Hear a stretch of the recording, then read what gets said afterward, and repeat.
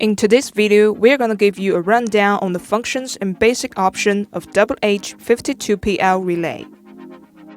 A relay is often used to control a large current via a small one, and relays are commonly found in control cabinets. So, how to trigger a relay? When the relay is turned on, the normally open, normally closed contacts it controls will act. It's the relay's normally open and normally closed contacts that serve to control larger currents. The action type of HH52PL is DPDT, which means it has two sets of normally open and normally closed contacts. In the demo, we're going to connect four 220-volt bulbs to the relay to show you the working mechanism of it. Besides the bulbs and relay, we also need a push button and a power supply. Connect bulbs to the relay.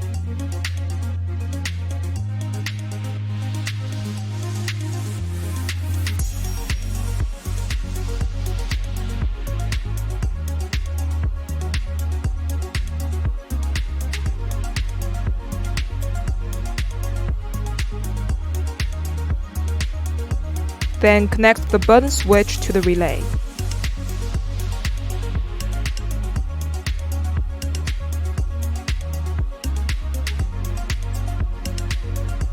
As shown in the circuit diagram, 13 and 14 are for coil wiring. 14 is connected to positive post and 13 is connected to negative post.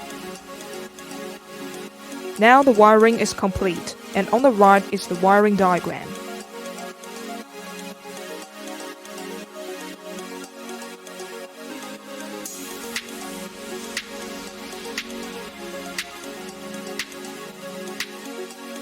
Install the relay to the mounting base.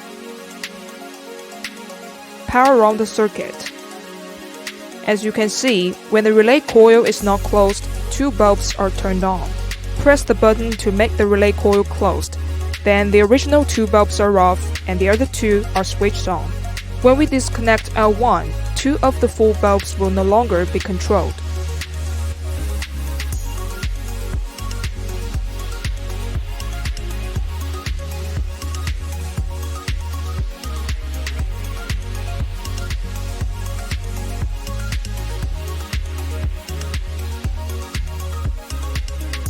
ADO offers a wide range of electromagnetic relays at favorable prices featuring different contact forms and numbers of pins for option. Suitable for 12, 24, 110, 220 volt electric circuits. Hope you'll like our video and find it helpful. If you did, make sure to give us a thumbs up and leave your comment below.